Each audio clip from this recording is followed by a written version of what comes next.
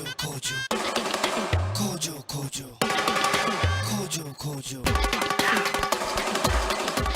So, Geetika has given a beautiful introduction to all the panelists और वैसे भी वो किसी introduction के मोहताज है नहीं हमारे सारे panelists और बहुत ही अच्छा और simple topic है इस panel के लिए Road to 2024 अगले साल लोकसभा चुनाव होने हैं हम सब जानते हैं किस तरह का रोड मैप तैयार कर रही हैं सब पार्टीज़ ऑलरेडी इलेक्शन मोड में आ चुकी हैं ये भी हम सब जानते हैं बीजेपी को लेके मुझे लगता है बीजेपी वालों को और बीजेपी के समर्थकों को बहुत ज़्यादा चिंता है नहीं क्योंकि वो हमेशा इलेक्शन मोड में रहते ही हैं और कभी वो इलेक्शन मशीनरी रुकती नहीं है तो इस पैनल पे मैं एक्चुअली शुरुआत विपक्ष के नेता से ही करना चाहूँगी और अनुराग जी बहुत बार मीडिया पर आरोप लगाते हैं कि उन्हें बोलने का मौका नहीं मिलता तो पहला मौका मैं अनुराग भदौरिया को ही दूंगी अनुराग जी सबसे पहले तो सीधा सवाल ये है कि विपक्ष में जो नेता बैठे हैं आप लोगों की क्या तैयारी शुरू हो चुकी है आपका रोड मैप क्या है 2024 के लोकसभा चुनाव के लिए देखिए आजकल दुष्यंत जी बहुत चर्चा में हैं तो उन्हीं के शेर से मैं शुरू करता हूँ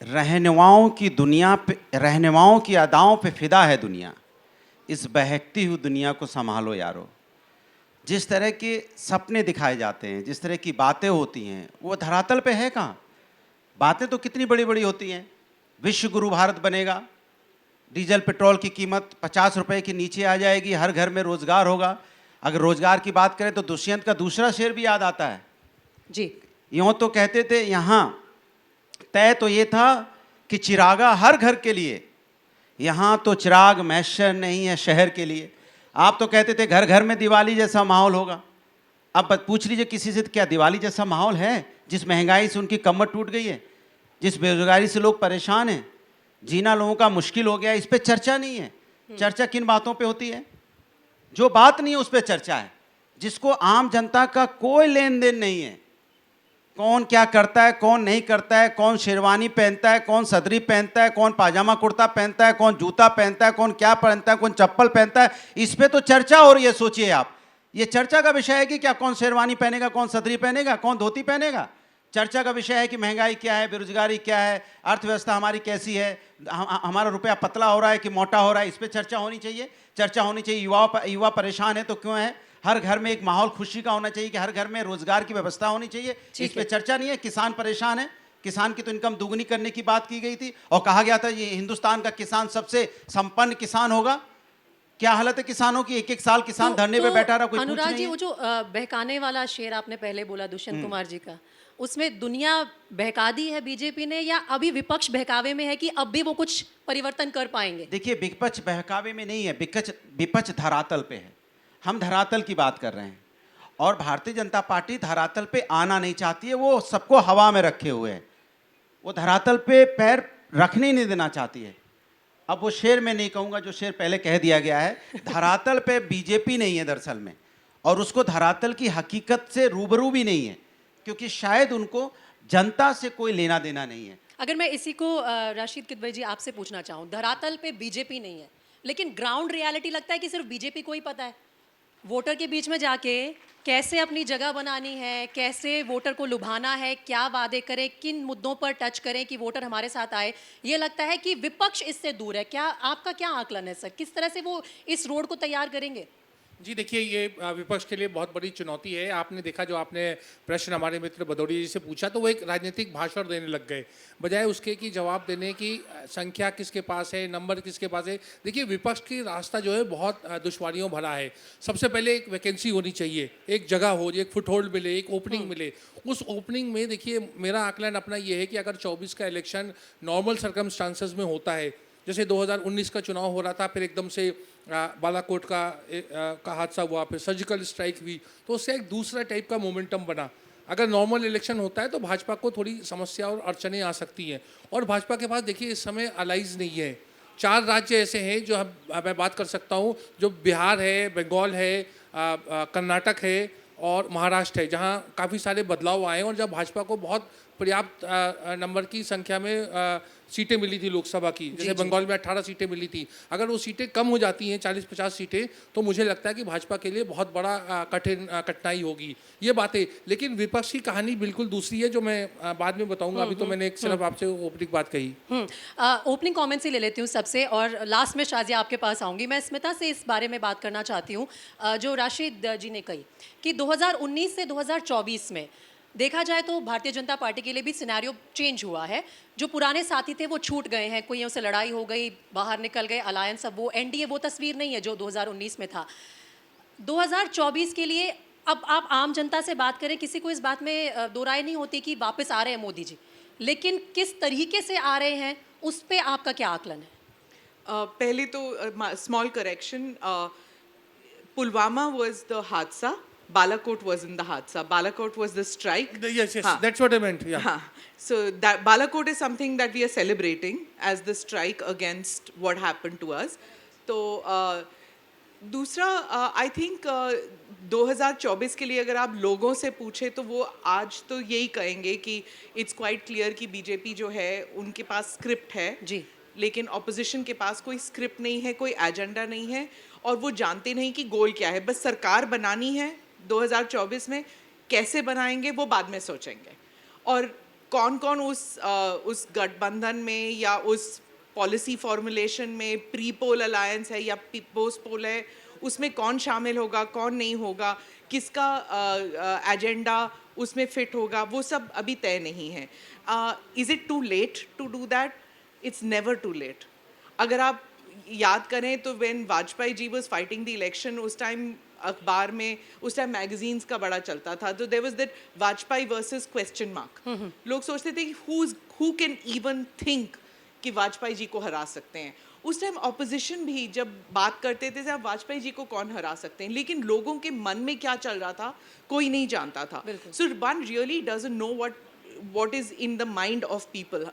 ऊपर से तो सब लगता है कि it is all fixed, but nobody really knows. और ये बात बीजेपी खूब जानती है, इसलिए वो हर चुनाव, चाहे कॉरपोरेशन का चुनाव हो या फिर विधानसभा का चुनाव हो या फिर सेंटर पार्लियामेंट्री चुनाव हो, वो जी जान से वो ऐसे लड़ती है जैसे कि हर सीट पर लड़ना है, सिर्फ जीतना नहीं है, हर seat, every seat matters. So I think the way of going about it is not just an election mechanism, they have their agenda in place कि हमने इतनी सड़कें बनानी है, हमने इतने पोर्ट्स बनाने, एयरपोर्ट्स बनाने हैं, हमने नक्शा बदलना है इस देश का। और अगर नक्शा बदलना है तो सरकार में आने की ज़रूरत है, कॉरपोरेशन लेवल से लेकर पार्लियामेंट तक। We have to be in majority to bring that transformation in the country. और वो एफर्ट करते भी हैं, वो एफर्ट हर लेवल पे जैसा कि आपने बोला नज़र आता है। मैं ये प्री पोल और पोस्ट पोल अलायंसेस के बारे में डिटेल से बाद में डिस्कस करूंगी जब हम थर्ड फ्रंट या सेकंड फ्रंट की भी डिस्कशन करेंगे। लेकिन शाजिया, जिस चीज़ का जिक्र मैंने स्मिता के साथ शुरू किया,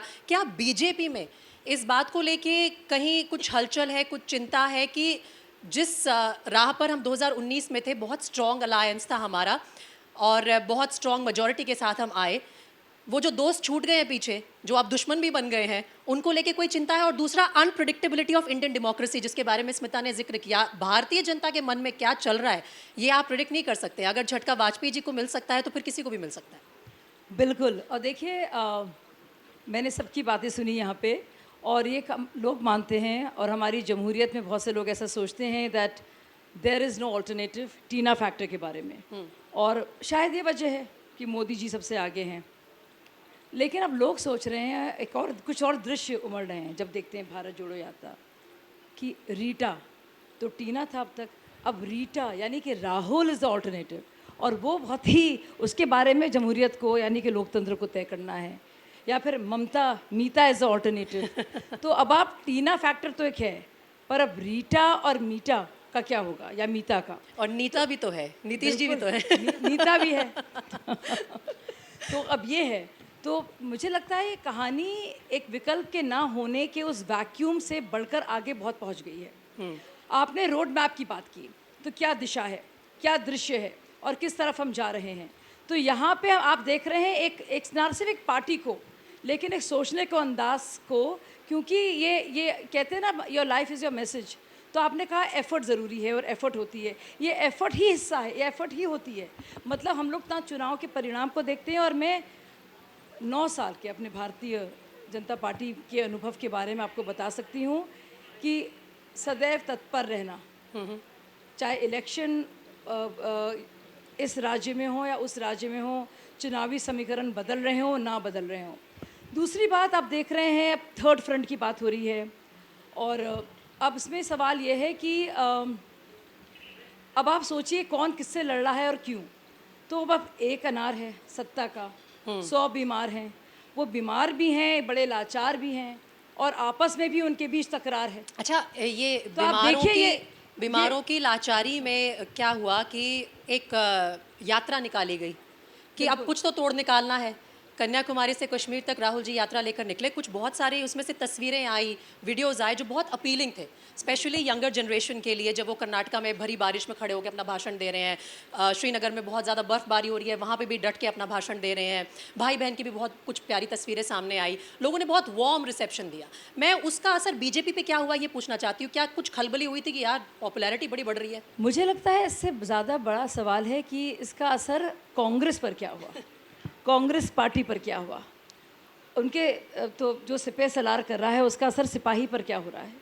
तो मुझे लगता है ये बहुत ज़रूरी है और उसका तो जो जो ट्रांसलेशन है वोट्स में या पॉलिटिकल डिविडेंड्स में कि क्या उससे मिलकर उनके लिए आ रहा है। देखिए, एक तरफ तो ये हो रहा है, यहाँ तो आप देख रहे हैं कि एक अजीबो गरीब स्थिति है कि मैंने भी सुना भी, ये जो थर्ड फ्रंट के जो लोग हैं और जो बात कर रहे हैं कि कांग्रेस को ये सोचना चाहिए कि उनकी लड़ाई क्या ममता बनर्जी से है या फिर अरविंद केजरीवाल से है या फिर भाजपा से है। तो आप अपना राजनीतिक अस्तित्व बचाने के लिए ये सारी पार्टियां या तो उसके लिए अपने अहम को निगलेंगी, लेकिन स्वयं ही ना ख़त्म हो जाए, यानी कि उनके अस्तित्व के क्या होगा, वजूद का। ये बहुत इंटरेस्टिंग बात आप कह रहे हैं और मेरे ख्याल से इसी को लेके जितने भी भारत में अगर कोई आज ये सोच रहा है कि ठीक है मैं आगामी चुनाव में केंद्र में सरकार बदलूं तो मैं किसको वोट दूं, उसके लिए रीता, मीता, नीता और केसीआर ने भी एक ऑप्शन तो दिया, अनुराग जी। लेकिन जो शाजिया बात कह रही हैं कि पहले तो आप अपने ईगो को सेटल करें, फिर आप एक दूसरे की ईगो पैम्पर करें और फिर आप लोगों के सामने एक ऑल्टरनेटिव दें। बहुत ज़्यादा काम है, समय बहुत कम है, क्या तैयार है इन सब कामों के लिए? देखिए, सवाल ये है कि विपक्ष की चिंता भारतीय जनता पार्टी को ज़्यादा रहती है। अगर विपक्ष की चिंता की बजाय जनता की चिंता करते तो शायद उनको विपक्ष की चिंता करने की जरूरत नहीं पड़ती। लेकिन विपक्ष को बीजेपी की चिंता क्यों नहीं है कि वो ऐसे एक रोड रोलर की तरह बढ़ती जा रहे हैं? विपक्ष को कोई बीजेपी की चिंता नहीं है। विपक्ष जनता के साथ अपना काम करता है। हमें चिंता इसी बात की है कि विपक्ष को बीजेपी की चिंता क्यों नहीं है? इसलिए नहीं ना, क्योंकि बीजेपी को जाना तय है।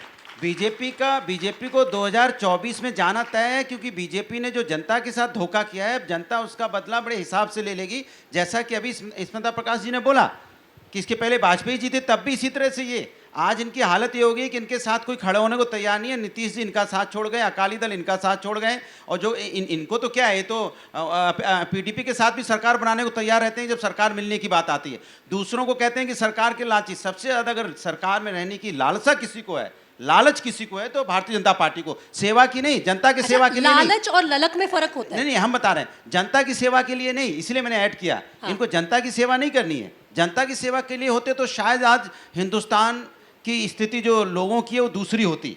इनकी स्थिति ये रहती है कि कैसे हम कोशिश करके विपक्ष को टारगेट करें। विपक्ष कुछ बोलेगा तो उसके लिए परेशान है, जनता कुछ बोलेगी तो भी नहीं। लेकिन कुछ खास लोगों के लिए बड़े परेशान रहते हैं। ये समझ में नहीं आता कि भारतीय जनता पार्टी को खास लोगों से प्यार क्यों है, आम जनता से प्यार क्यों नहीं है। सवाल इस बात का है। स्मिता कुछ कहना चाह रही हैं आप? जी, जैसे आपने कहा ना कि विपक्ष की चिंता इस बात की है कि विपक्ष को बीजेपी के बारे में चिंता नहीं है। 2014 से जो 2014 में मात खा गए, उसके अगले इलेक्शन में मात खा गए और ऑपोजिशन के बहुत से लीडर्स हैं जो प्राइवेटली कहते हैं, देखिए 2014 में भी कहा था बीजेपी अपने आप ही अपनी गलतियां करेंगी तभी हारेंगे, वो हमारे बस की नहीं है, वो देख लेना, वो गलतियां करेंगे वो हारेंगे। अगले इलेक्शन में हुआ नहीं, फिर नहीं हुआ। बीजेपी जो है, उनके लीडर्स उस वक्त कहते थे कि अगर हम जीत भी जाएंगे ना तो हमारे कुछ ऐसे लोग हैं जो एक एक ईंट निकालते हैं और इमारत गिर जाती है। इसलिए हम सीख चुके हैं, हम बुनियाद को इस बार इतना मजबूत करेंगे कि हमारी पार्टी में से अगर कोई गलती करता है और एक एक ईंट निकलता है तो इमारत नहीं गिरेगी। और वही हुआ है, इसलिए 2 चुनाव जीते हैं। तो मतलब उन्होंने अपना सबक सीख लिया है, लेकिन विपक्ष अभी भी बीजेपी की गलती का इंतजार कर रहा है। लेकिन विपक्ष किसी बीजेपी की गलती का इंतजार नहीं कर रहा है, ये सोच में फ़र्क हो सकता है। विपक्ष जनता के साथ है और भारतीय जनता पार्टी, मैंने आपसे क्या बोला, भारतीय जनता पार्टी को नहीं, देखिए भारतीय जनता पार्टी इस चक्कर में रहती है कि कैसे हम विपक्ष के ऊपर टारगेट करें, जनता का ध्यान भटकाएं। जनता का ध्यान भटकाना अटकाना बीजेपी का काम है, वो सिर्फ जनता का असली मुद्दों से ध्यान भटकाना चाहती है। इसी पे 24 घंटे वो काम करती है चलिए। और उसमें आप लोगों का भी सहयोग ले लेती है कि कैसे हम भटका दें उनका ध्यान। हम तो बहुत इजी पंचिंग बैग्स हो जाते हैं नहीं, ना, वो आपका तो नहीं, वो- कोई बात नहीं अनुराग जी, ये तो हमारा और आपका वो पुराना कंप्लेंट्स का और इसका रिश्ता है, वो चलता रहेगा। लेकिन फिलहाल आप मुझ पे आरोप नहीं लगा आप सकते पे हैं। नहीं, मैं तो कह रहा हूँ आप लोगों का, मतलब आप साथ तो भाई प्रोपेगेंडा के चलिए। लिए साथ तो किसी का चाहिए ही। लेकिन राशिद सर, मैं आपसे ये पूछना चाहती हूँ कि लालच की बात की कि बीजेपी को लालच है सत्ता में रहने का, लालच है। अब आप उसको लालच कह लीजिए या आप उनको उनकी मेहनत का जो है परिणाम कहीं ना कहीं तो जनता देती ही है। अब जनता के हाथ में डेमोक्रेसी में वोट होता है, ना मीडिया उसको रेगुलेट करती है, ना और कोई कर सकता है। अगर पॉलिटिशियंस मंच पे खड़े होकर आपको कन्विंस कर देता है कि आप मुझे वोट दें, तो आप जाके उनको वोट दे देते हैं। इसमें मीडिया का रोल नहीं है, सीधा संवाद है। मैं आपसे ये पूछना चाहती हूँ कि जब बीजेपी को मान लीजिए 2 लगातार टर्म्स के बाद ये लालच अब भी है कि वो एमसीडी चुनाव को भी उसी तरीके से अप्रोच करते हैं जिस तरह से लोकसभा चुनाव को, तो जो विपक्ष इतने दिनों से सत्ता से बाहर बैठा है उसे ललक क्यों नहीं है कि हम लोगों के बीच में आके अपनी जगह बनाए और वो हमें चुन के पहुंचाए उस स्तर पर?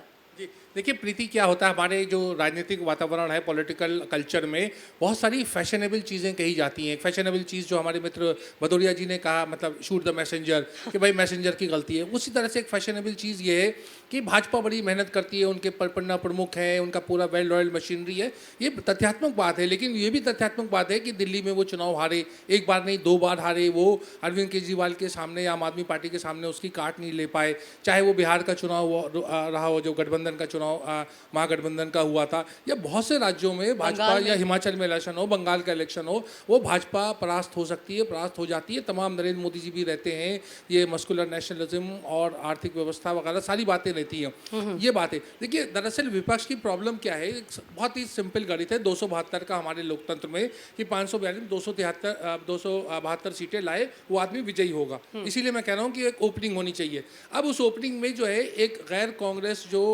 गैर एनडीए का विपक्ष है, जिसमें बहुत सारी पार्टीज़ हैं, जिसमें भदौरिया जी की समाजवादी पार्टी है और तमाम पार्टियां हैं। ये पार्टी क्या उसका आधा ला सकती हैं? 272 का आधा मतलब 150 सीटों का अगर ये इंतज़ाम कर लें और कांग्रेस 100-125 सीटों पर अपने बूते पे खींच लाए, तो बिल्कुल भाजपा को हराया जा सकता है।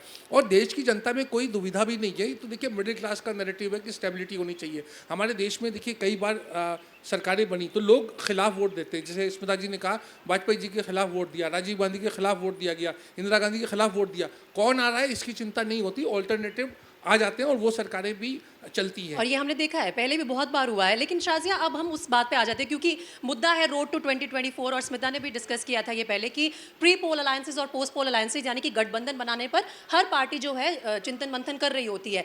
मैं आपसे ये पूछना चाहती हूँ, क्या बीजेपी अपने आप को अब उस स्तर पर देख रही है, इतना मजबूत मान रही है कि हमें एक्चुअली प्री पोल अलायंस की ज़रूरत ही नहीं है? हम क्यों मेहनत करें लोगों को लुभाने में? देखिए, लोगों के लिए काम करना, लोगों को सिर्फ लुभाना नहीं, तो ये तो मकसद है। लोगों से मेरा मतलब है विपक्षी दलों में से किसको जी। अलायंस में लाया जाए। और विपक्षी दलों को अपना काम देखना है, तो मैं बताती हूँ, बिच्छू अपना काम करता है, साधु अपना काम करता है। मैं किसी को बिच्छू नहीं कह रही हूँ, किसी को साधु नहीं कह रही हूँ, सबका अपना अपना काम है। तो मैं ये सबसे पहले तो आपसे ये कहूँगी कि कौन कैसे और कब क्या कर रहा है, ये आप स्ट्रैटेजी के तौर पे देखेंगे। अभी हम क्या देख रहे हैं कि एक गोल पोस्ट है, एक केंद्र है, बिंदु है, मोदी को हराना है। अब मोदी जी को कैसे हराएंगे आप स्टेट वाइज चलते हैं, आइए आपके साथ कुछ स्टेट्स में देख लेते हैं, हम लोग नज़र डालते हैं। तो क्या ये कांग्रेस अपने को कुर्बान करने को तैयार है कि आम आदमी पार्टी 2 स्टेट्स में जहाँ पे वो काबिज़ है वो बनी रहे? क्या ममता बनर्जी अपनी कुर्बानी देने को तैयार हैं कि वो बाकायदा कहेंगी नहीं कांग्रेस आप आगे बढ़ें हमें? तो और या तो अगर आप देखेंगे उन सब जगहों पर जहाँ पे सीधे सीधे लड़ाई भाजपा की जो है जिनसे है वो है, लेकिन अगर कांग्रेस की लड़ाई है आम आदमी पार्टी से या ममता बनर्जी की लड़ाई है कम्युनिस्टों से, तो आप वहाँ पे क्या करेंगी? अगर आप केरल जाएंगी तो वहाँ पे वो आप देख ही रही हैं ना, तो क्या वो संभव है? और अगर आप हर स्टेट में अलग अलग समीकरण बदलेंगे तो आप लोगों को इसके बारे में कैसे यकीन दिलाएंगे कि आप में कोई गहराई है राजनीतिक? तो सिर्फ मकसद क्या मोदी जी को हराना है? देखिए, बात निकलेगी तो दूर तलक जाएगी। लोग बेवजह उदासी का सबब पूछेंगे, ये भी पूछेंगे कि परेशान क्यों हो। तो भाजपा को क्या परेशान करता है? वो ये परेशान करता है कि अभी तक जो जो काम हुआ है उसमें क्यों नहीं गति आए। आम इंसान, आम महिला जो कुछ कर सकता है उनकी ज़िंदगी की बेहतरी के लिए, समाज कल्याण के लिए, जन कल्याण के लिए, और वही सारी योजनाएं हैं, उसी के लिए सुबह शाम जीना है और मरना है। लेकिन शाज़िया, तो विपक्ष देखिए, कहता है और जैसे सत्ता- बीजेपी को कुछ सत्ता परेशान रास्ता करता है, उसके वो लिए ईडी को लगा देते हैं। और मैं उसके आंकड़े गिना सकती हूँ, लेकिन सब जानते हैं वो आंकड़े। नहीं, लेकिन क्या परेशानी का सबब क्या है इस वक्त कांग्रेस के लिए, या फिर केजरीवाल के लिए, या फिर ममता बनर्जी के लिए, या नीतीश जी के लिए? कौन बनेगा प्रधानमंत्री? कौन? तो ये है शाज़िया, आप रोटेशन के शाज़िया, जरिए आप ये बात आपकी ठीक है। मैं ये बोल रही हूँ कि विपक्ष ये बोलता है कि हम जैसे ही कोई एक ठोस पिलर खड़ा करते हैं जो थोड़ा बहुत भी थ्रेट हो सकता है बीजेपी को, तो वो हमारे पीछे केंद्र की एजेंसी लगा देते हैं। ईडी है, सीबीआई है, इनकम देखिए, टैक्स डिपार्टमेंट है। सही बात है। सही बात है। नहीं, आपका सवाल वाजिब है। लोग ये कहते हैं, विपक्ष कह रहा है, ये सही बात है। लेकिन ये मेरा विपक्ष है। अगर वहाँ पे ईडी लगाई गई होती और नोटों का भरमार और पहाड़ नहीं मिलता तो आपकी बात सही होती थी। अब तो आपको खुश होना चाहिए ना। और भ्रष्टाचार के खिलाफ आंदोलन करने वालों में से मैं उन लोगों में से हूँ। मैं बहुत खुश हूँ। सारी एजेंसियां लगें, और जहाँ जहाँ नोटों की भरमाई है, संदूकची में फंसे हुए हैं, लिहाफ के अंदर हैं, गिलाफ के ऊपर हैं, और पहाड़ बने हुए, वहाँ पे जाना चाहिए। एजेंसीज को जाना चाहिए, और ये भ्रष्ट राजनीति को तो आप खत्म तो अपना करना चाहिए। काम कर रहे हैं। उसको कह देना, आपने किसी चोर को ये मानते हुए कहा है कि मेरे साथ सही हुआ? किसने डाले वो नोट? चोरी सिर्फ विपक्ष करता है। प्रश्न ये उठता है कि क्या विपक्ष ही सब भ्रष्ट है? हाँ, ये प्रश्न वही का मैं जवाब- पूछ रहा हूँ। क्योंकि हमारी जो चुनाव की जो प्रणाली है उसमें हमें देखते हैं कि ब्लैक मनी, देखिए जो 542 लोग इलेक्ट होते हैं उसमें तमाम लोग एक एफिडेविट देते हैं कि उन्होंने 50 लाख असेंबली में और 75 लाख लोकसभा के चुनाव में खर्च किया। जब हम जानते हैं कि उसका 10 गुना कम से कम खर्च होता है। चुनाव बहुत महंगे हैं और वो तमाम राजनीतिक दल करते हैं, और उसमें भाजपा भी शामिल है। लेकिन आप ईडी का रिकॉर्ड देखें, सीबीआई का, इनकम टैक्स का, कि 85-95% लोग जो हैं केवल विपक्ष के ऊपर रेड होती है। तो ये एक प्रश्न है जो डिस्टर्बिंग है। भ्रष्टाचार के खिलाफ हम सब हैं। आपसे लूंगी 30 रिप्लाई। Second, 30 second, 20 second. बोलिए। मैं आज के दौर पे कह रही हूँ, ये पहला कैबिनेट हमारे देश का है आज़ाद भारत में जिसके खिलाफ किसी सेंट्रल गवर्नमेंट में किसी भी मंत्री के खिलाफ किसी भी डिपार्टमेंट में कोई भ्रष्टाचार का ना कोई स्कैम है ना कोई आरोप है। अब वही तो पूरे आप सोचिए, अब आप दिक्कत- आज़ादी के बाद से देखिए, ये एक ऐसा प्राइम मिनिस्टर है जिसने अपने कैबिनेट में तो दिखा corruption दिया की करके, image- और corruption पहली की बार image ऐसा ठीक हुआ अब है मैं कि बोल लूं? किसी भी, चाहे आप अब अनुराग एविएशन जी को देखते reply देने हैं, दीजिए। चाहे अब आप मैं बोल दे रहा हूं। कोयला सवाल ये मंत्रालय है, देखते हैं, सवा- चाहे आप एनर्जी देखते बोल हैं। लूं, बोल लूं। ठीक है, कोई नहीं। अब सवाल अनुराग ये जी ये है- अपने आप में एक बात है। अरे हाँ, बोल तो बिल्कुल, लीजिए। बिल्कुल। सवाल ये है कि एजेंसीज कंट्रोल आपके पास है, ईडी सीबीआई आप भेजते ही उन्हीं के पास है, विपक्ष के पास में। आप जाने कहाँ दे रहे हैं? सत्ताधारी के पास में। सत्ताधारी जो बैठे हैं वो UPA 2 के वक्त ये जो विक्टिम का नैरेटिव है, हिडन वर्क तो अनुराग जी सुनिए, ये जो विक्टिम का नैरेटिव है, विक्टिम का नहीं victim है। का narrative है। अरे ये विक्टिम आप का जनता कैसे? तक क्यों नहीं अभी पहुंचा पा इन्होंने रहे हैं? क्या बात कर रहे हैं? आप जब अरे चुनाव ठीक होता है है, करोड़ों सर, रुपए मैं खर्च मान करती गई। है भारतीय जनता आपकी बात पार्टी मैं के मान गई। जो प्रतिनिधि करते हैं, लेकिन कहाँ आप से ये आता कह है रहे हैं वो? ना कि सेलेक्टिवली टारगेट किया जाता है Yes, विपक्ष के नेताओं हाँ। को, तो आप विक्टिम हुए ना। मैं उस नजरिए से पूछ रही हूँ आपसे, तो आप जनता को क्यों नहीं इस बात पे जनता convince समझ कर रही पा रहे है, हैं? जनता समझ गई है, लेकिन बीजेपी अब नहीं समझ पा रही है। 2024 के रिजल्ट के बाद उनको समझ में आएगा कि जमीन उनके नीचे से खिसक चुकी है, क्योंकि वो समझने को तैयार नहीं है।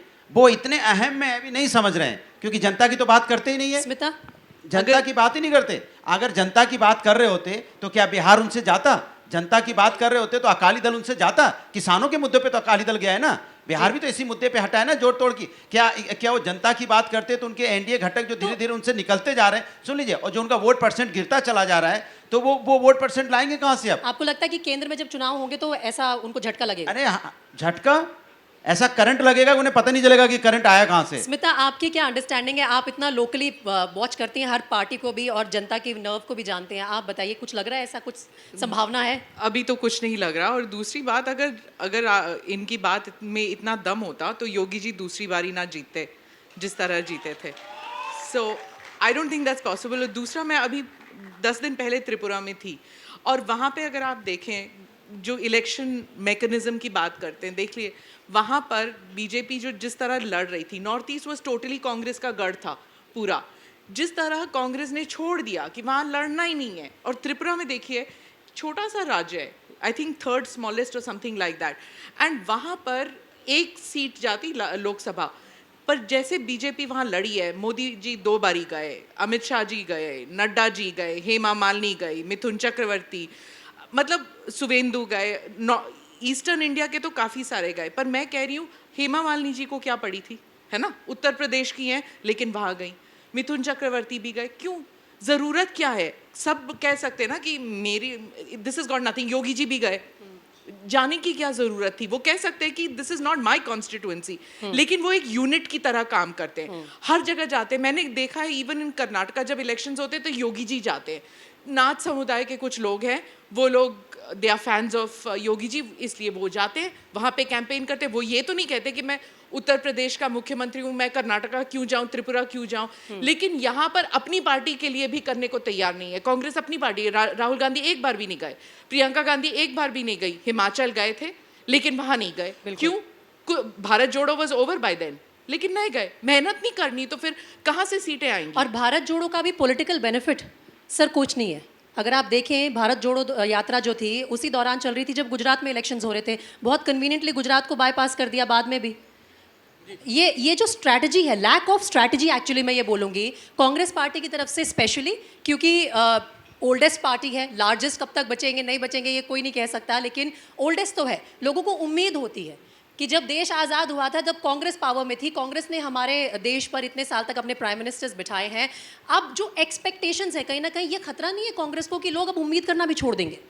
जी प्रीति, आपका प्रश्न बहुत महत्वपूर्ण है और दिलचस्प भी है। देखिए, बड़ा भारत की राजनीति में बड़ा विरोधाभास होता है, मतलब पैराडॉक्स होता है, कॉन्ट्रडिक्शन होता है। राहुल गांधी ने जो शुरुआत करी भारत जोड़ो यात्रा और जो उसको रिस्पांस मिला, तो उससे जो है जो कांग्रेस के जो साथी हैं जिनकी हम बात करते हैं, जो थर्ड फ्रंट, सेकंड फ्रंट वगैरह, वो सब लोगों में थोड़ी सी चिंता है। तो बड़ा मैं आपको थोड़ा अटपटी बात लगेगी, लेकिन ये तथ्यात्मक बात है कि राहुल गांधी इस समय विपक्षी यूनिटी के लिए सबसे बड़ा रोड़ा है, सबसे बड़ा मतलब एक हर्ड, he is the biggest hurdle. अच्छा, the reason is that see Rahul Gandhi strength is going to weaken the opposition unity, because whether it is Nitish Kumar या ममता जी हों या अरविंद केजरीवाल हों, इनको कोई बिल्कुल, ये बहुत क्लियर है, ये छत्रप है, राज्यों में इनका अमल दखल है, पकड़ है, ये राहुल गांधी को प्रधानमंत्री नहीं बनने देंगे। और राहुल गांधी इस स्थिति में नहीं है कि वो खुले मंच से कहे कि वो प्रधानमंत्री पद के दावेदार नहीं है। तो ये एक बड़ा अपोजिशन और जो कांग्रेस और गैर कांग्रेस में एक बड़ा ये कॉन्ट्रडिक्शन है। इसी बात को शाजिया भी कह रही थी कि अपनी ईगो को पीछे शाजिया जानबूझ के कह रही थी, क्योंकि ये जो है भाजपा चाहती है कि नरेंद्र मोदी वर्सेस राहुल गांधी एक नैरेटिव बने, जैसा जो 14 में और 19 में हुआ, और भाजपा आसानी से चुनाव जीत ले। लेकिन राहुल गांधी ऐसा नहीं चाहेंगे कि वो चुनाव, तो अभी आप देखिएगा, अभी बहुत समय है, जैसा स्मिता जी भी कह रही थी, बहुत सारे हम उतार चढ़ाव देखेंगे, और उस उतार चढ़ाव में देखिएगा तो 24 आते आते मुझे लगता है अच्छी लड़ाई होगी। शाजिया कुछ कह रही है, उसके बाद आप रशीद भाई, सवाल ये नहीं है कि भाजपा क्या चाहती है, सवाल ये भी है कि ये तवक्को करना विपक्ष के नेताओं से द्वारा कि राहुल गांधी एक तरह से कुर्बानी दें सिर्फ इस मकसद से कि भाजपा हारे। अब और भाजपा से नफरत तो एक चीज़ है, लेकिन खुद से भी मोहब्बत इंसान को होगी कि आप स्वयं को पूरी तरह से निगल कर फना होकर मोदी जी को जिताना चाहते हैं, तो अब मोदी जी को हराना चाहते हैं, माफ़ी चाहती हूँ, क्या आप अपने को ख़त्म करके, क्या आपका मकसद ये है क्या मोदी जी को किसी तरह हराना है? तो क्या नीतीश जी और ममता जी और केजरीवाल जी ये बाकायदा कह रहे हैं राहुल गांधी जी से, क्योंकि मकसद तो हराना है मोदी जी को, और कुछ हम जानते नहीं, तो आप फना हो जाइए राजनीतिक तौर पर। देखिए, अब ये सवाल है। देखिए, लोकतंत्र में ये सोच लेना कि हम ही प्राइम मिनिस्टर बनेंगे, लोकतंत्र में तो ये होता है ना, सभी चुन के आते हैं। इसके पहले भी 89 में हुआ है, 96 में भी हुआ है, उसके बाद भी हुआ है, 2004 में भी हुआ है कि जब आप चुनाव जीत के आ जाते हैं, विपक्ष के लोग सब चुनाव जीतते हैं, जीतने के बाद सभी पार्टियां, दल एक साथ मिलके बैठते हैं और एक नेता चुन लेते हैं। यही तो लोकतंत्र है। इस लोकतंत्र पे आपको विश्वास क्यों नहीं है? आपको भी तो यकीन करना पड़ेगा ना कि नेता इन्हीं में से निकल आएगा। भाई यहाँ पे गुजराल जी बने थे, देवगौड़ा जी बने थे, इसी में यहाँ पे उसके बाद यूपीए के मनमोहन सिंह जी भी बने थे। तो ऐसा है कि alliance प्राइम तो- मिनिस्टर कैंडिडेट अलायंस तो था ना, वो कहाँ है? गठबंधन कहाँ है? नहीं नहीं, पहले भी नहीं था, उसके चुनाव के बाद ही हुए थे, आपको शायद तो याद एक होगा। एक करके आप लोग ईंटें इकट्ठा देखिए, करेंगे। देखिए सवाल ये मान के चलिए कि इस समय देश को जरूरत है कि जो देश के असली मुद्दों पे बात करे। तो देश के असली मुद्दों पे तो चर्चा भारतीय जनता पार्टी करना नहीं चाहती।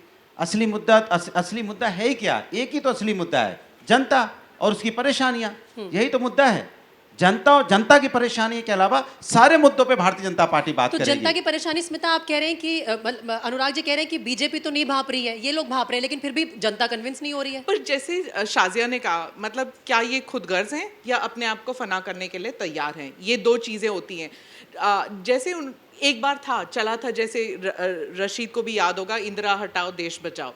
जब वो किया था, you have to swallow your ego. हम लोग सब कि हाँ चलो ईगो हटाओ, पहले ये फर्स्ट गोल है कि इंदिरा हटाओ, उसके बाद देखेंगे कि कौन प्रधानमंत्री बनता है। वो ज़माना अलग था। आज के ही अखबार में एक नोटेड पॉलिटिकल कॉलमनिस्ट है, उन्होंने कहा कि बहुत से लोग ये सोच रहे हैं ऑपोजिशन में कि Rahul Gandhi should play the role of Jayaprakash Narayan. हास्यास्पद लगता है अभी तो ना, कि इट साउंड्स फनी कि कहाँ जयप्रकाश नारायण, कहाँ आप राहुल गांधी की बात कर रहे हैं। वो पॉलिटिकल मैच्योरिटी भी नहीं है, वो सोशलिस्टिक बेंट ऑफ माइंड भी नहीं है, वो सेंस ऑफ जो अपने आप को अलग रखे और कोई एक मकसद रखे, वो है आइडियोलॉजी भी नहीं है। उस वक्त भी एक लेफ्टिस्ट आइडियोलॉजी था ज़रूर, लेकिन इंदिरा गांधी कोई राइटिस्ट नहीं थी, वो भी सेंटर लेफ्ट ही थी। तो वो लेफ्ट राइट की बात नहीं थी उस वक्त, लेकिन इंदिरा गांधी को हटाना है। 77 अलग बात थी और वो इमरजेंसी का दौर था। जब देवेगौड़ा और गुजराल बने, that was a freak nature जो उस वक्त हुआ।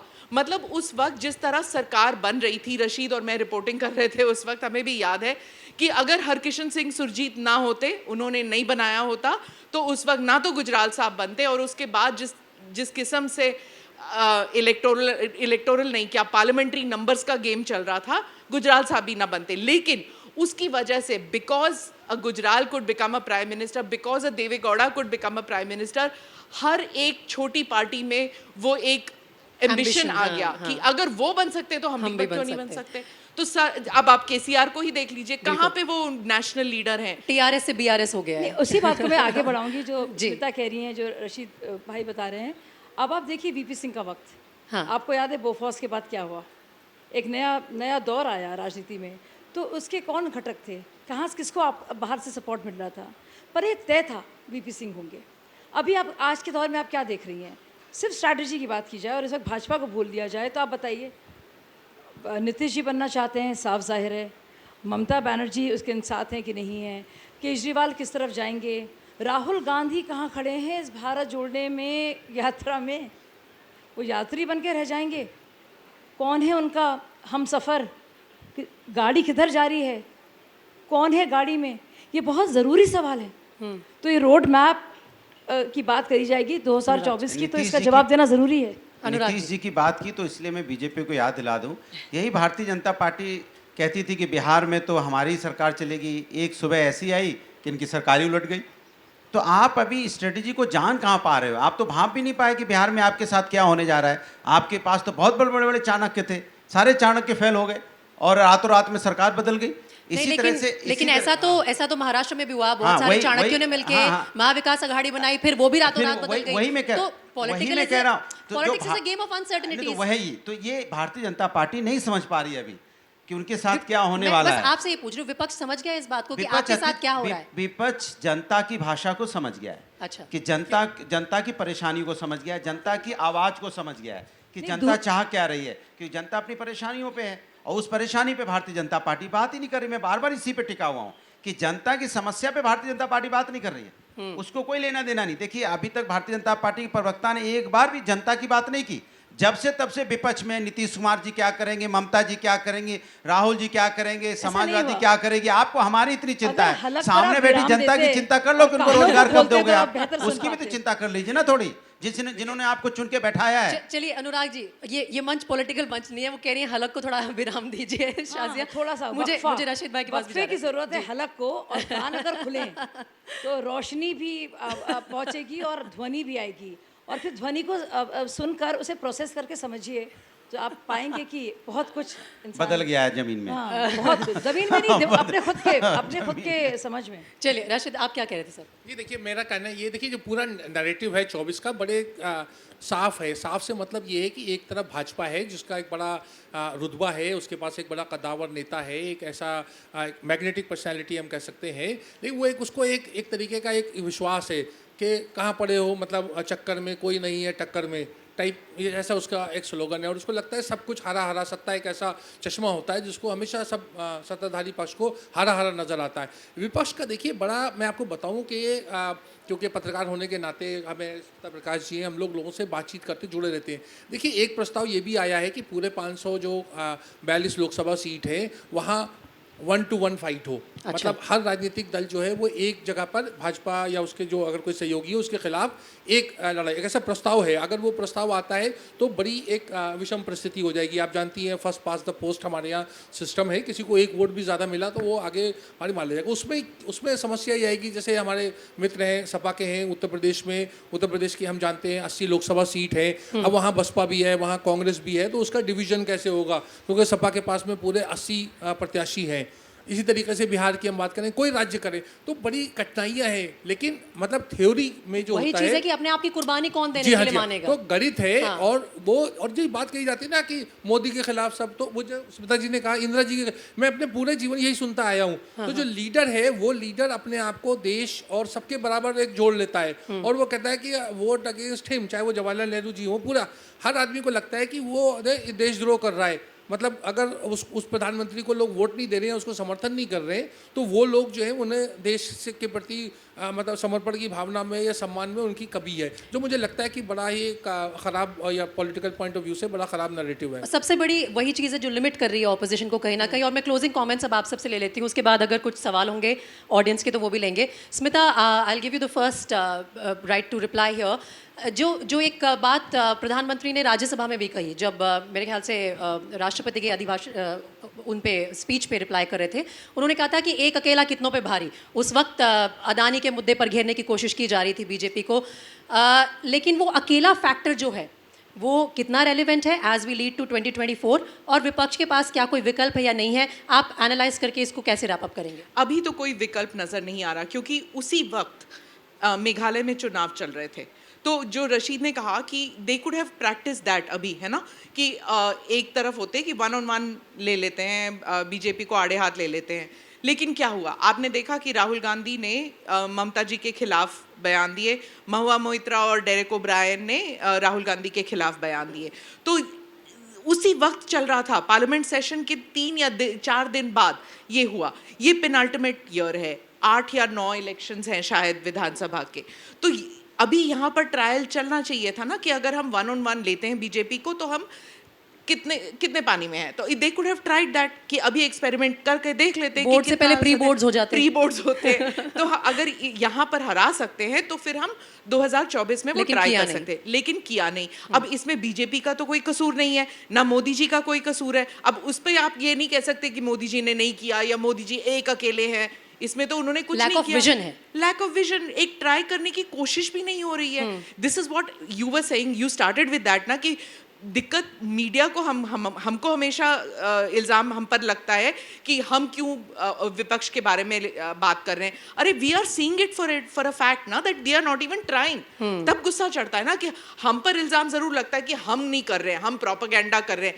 मीडिया गलत है, लोग गलत हैं, बस ऑपोजिशन गलत है। हमें चिंता है कि कोई विपक्ष नहीं बचता जा रहा, लेकिन विपक्ष को चिंता नहीं है कि बीजेपी इतना क्यों बढ़ रही है।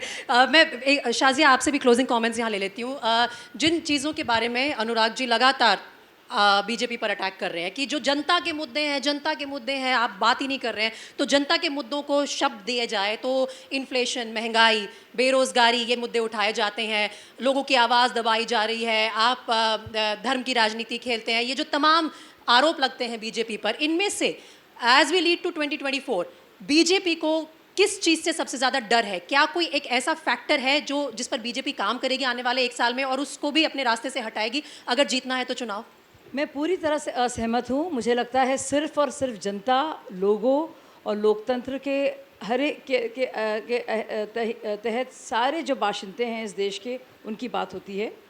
और तो मैं पूरी किसी भी तरह से इत्तेफाक नहीं रखती। तो आपके लिए ये दूसरी मुद्दे बात हैं है, ही नहीं। जिसके पास नहीं, मैं ये कहूँगी जब प्रधानमंत्री जी ने कहा था उसके पास कीचड़ था मेरे पास गुलाल, जो जिसके पास था उसने दिया उछाल।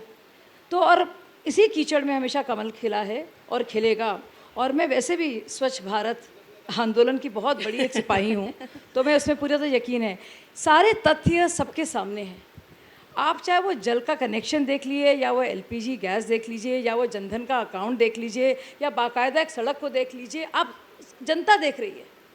तो बस मैं क्या, हमारे कहने से क्या हो जाएगा? सिर्फ बातें करना, लेकिन काम करके दिखाना। तो और धरतल की बात हुई यहाँ पे, तो धरतल में तो सबसे बड़ी रियलिटी है वो बूथ और वो बूथ कार्यकर्ता। अनुराग जी, बातें करना और काम करके दिखाना। एक उदाहरण दूंगी आपको, और इस उदाहरण को आप सबने बहुत उछाला है कि जब यूपीए की सरकार थी और प्याज महंगा हो रहा था तो स्मृति ईरानी सड़क पर आ गई थी, इन्होंने बहुत प्रोटेस्ट किया था, बहुत हाईलाइट हुआ था, तो लोगों के बीच में ये मुद्दा गया था कि भाई महंगाई बहुत ज़्यादा है, अभी भी प्याज के दाम बहुत बढ़ते हैं, लेकिन फिर भी कोई विपक्ष का नेता आके हमारे बीच में बैठ के हमारे नारे नहीं लगाता है। तो ये कमी किसकी है? नहीं, विपक्ष के नेता खूब नारे लगाते हैं। अब आपका कैमरा नहीं घूमता तो हम क्या करें? हम लोग तो हमेशा प्रदर्शन लोगों की करते आंखें तो रहते घूम रही हैं। नहीं, इसलिए मैं कह रहा हूँ ना, जो बीजेपी के प्रवक्ता कह रहे हैं कि हम जनता देख रही है, बिल्कुल जनता सब देख रही है। यही आप नहीं समझ पा रहे हो कि जनता देख रही है। आपको लग रहा है कि जनता आपकी तरफ देख रही है, लेकिन जनता आपकी तरफ लाल आंख करके देख रही है। देख जरूर रही है, लेकिन वो समय आने पे वो लाल आंखों पे जो देख रही है आपको, वो बटन के माध्यम से आपको दबा देगी। चलिए, मुझे इस बात की खुशी है कि हमारे माध्यम से मत देखिए, चश्मा जो मीडिया का है कोई ना लगाए, क्योंकि सबका अपना इंडिपेंडेंट वोट है। जनता अपनी देख आंखों रही से ना, लाल आंखों से देखिए। देख जब रही है। सपा के नेता बैठे होते हैं सड़कों पर, तो जाके उनको बताइए कि वो हाँ, आपके मुद्दे बिल्कुल। उठा रहे हैं या नहीं उठा रहे हैं। हम इंतजार करेंगे। राशिद सर, आप closing comments. Road to 2024 clear है या अभी भी स्कोप है? Road to 24, it's advantage BJP, but the opposition cause is not lost. We must remember, Preeti, the alliance politics is in India is from position of strength. The Congress is at present, in spite of Bharat Jodo Yatra, is perceived to be weak.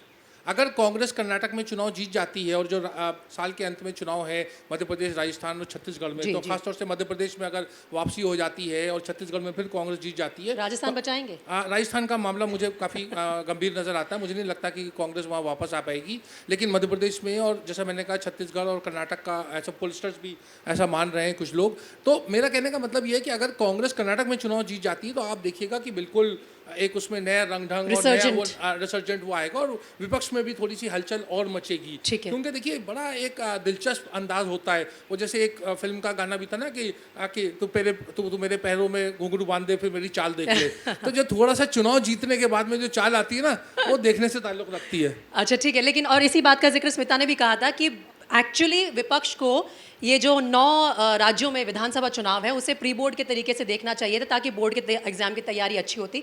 लेकिन कहीं ना कहीं वो lost opportunity में count होगा। अब नतीजे क्या आते हैं वो तो जनता के हाथ में, वो देखेंगे। मैं रैप अप कर रही हूँ। अपने पैनलिस्ट ने अपनी बातें रख दी हैं। अगर ऑडियंस में से किसी के पास कुछ सवाल हैं तो प्लीज़ जिस पैनलिस्ट को आप एड्रेस कर रहे हैं उनका नाम ज़रूर ले लीजिएगा। आपके पास माइक आएगा, अपना नाम और जिस पैनलिस्ट से आप पूछ रहे हैं प्लीज़। हेलो, मेरा नाम देवे है और मेरा सवाल अनुराग जी से है और बड़े लेवल पे विपक्ष से है।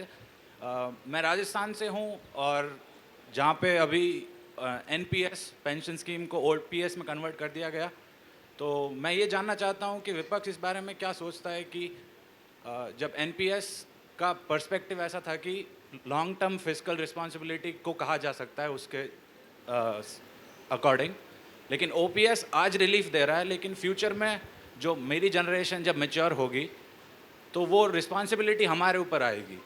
तो अब ये जो इशू है आज का relief versus long term responsibility, उस मामले में मुझे ऐसा फील होता है कि लॉन्ग टर्म रिस्पॉन्सिबिलिटी को थोड़ी तवज्जो देनी चाहिए।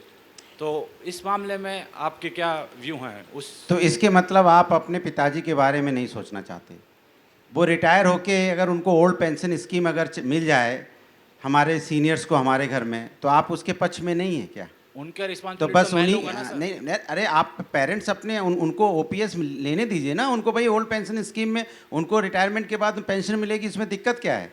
नहीं, उनको दिक्कत नहीं है, फिर लेकिन उसके एडजस्टमेंट में क्या प्रॉब्लम? कोई एडजस्टमेंट नहीं है। वो आपको ऐसा लगता है कहीं कोई एडजस्टमेंट नहीं है। सरकारें होती हैं, सरकार फ्यूचर के लोगों का भी ध्यान रखती है और अपने जो हमारे सीनियर उनका भी ध्यान रखती है। मेरी जिम्मेदारी होती है कि हम युवाओं का भी ध्यान रखें और अपनी सीनियर्स का भी ध्यान रखें।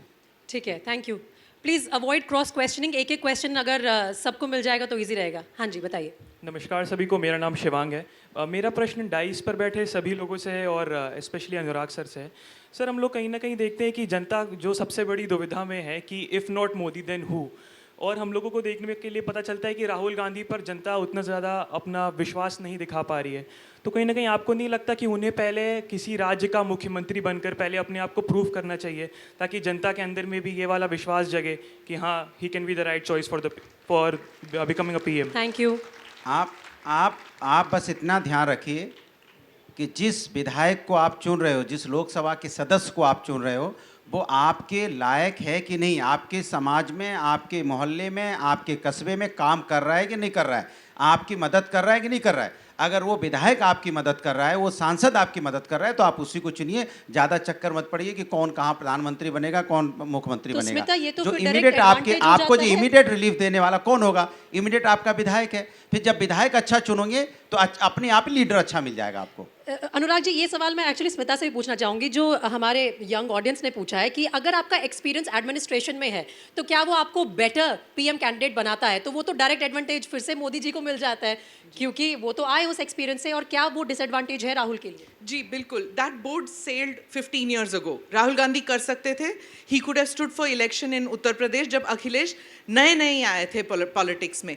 अखिलेश जी पता नहीं क्यों अपने आप को राहुल गांधी से कम काबिल समझते हैं। इवन जब उनका जो अलायंस बना था उस टाइम भी, if you remember, he was playing the secondary role, Rahul Gandhi को आगे रख रहे थे। And even at that time I had asked him in an interview कि क्यों, आप तो एक बार चीफ मिनिस्टर रह चुके हैं, why are you playing the secondary role?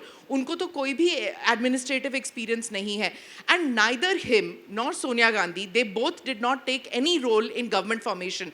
हालांकि मनमोहन सिंह के गवर्नमेंट में 2 टर्म्स में वो कर सकते थे, लेकिन वो बैक सीट लेकर, मतलब पावर विदाउट रिस्पॉन्सिबिलिटी लोग समझ जाते हैं। आफ्टर सम टाइम वो जो गांधी परिवार का जो रुतबा है वो थोड़े देर ही चलेगा, उसके बाद नहीं चलेगा। आज की जनरेशन कहती है आपने किया क्या है, दिखाइए तो Accountability सही। चाहिए। या बिल्कुल। When you apply for a job, बिल्कुल। आप रेज्यूमे लेके नहीं जाते कि Past मैंने ये experience किया है। दिखाएंगे आप। दिखाएंगे तो सही। अगर उसमें 2 साल का भी गैप है तो जब आप जॉब के लिए जाते हैं, पूछते हैं वहाँ पे, जस्टिफाई करना पड़ता है that what were you doing for those 2 years। No, I think वो बहुत अच्छी एनालॉजी है, एंड आई थिंक वो आपको सेटिस्फाइड करता है आंसर। स्टेज के लेफ्ट से भी कुछ क्वेश्चंस हैं। हाँ जी। Good afternoon panelist.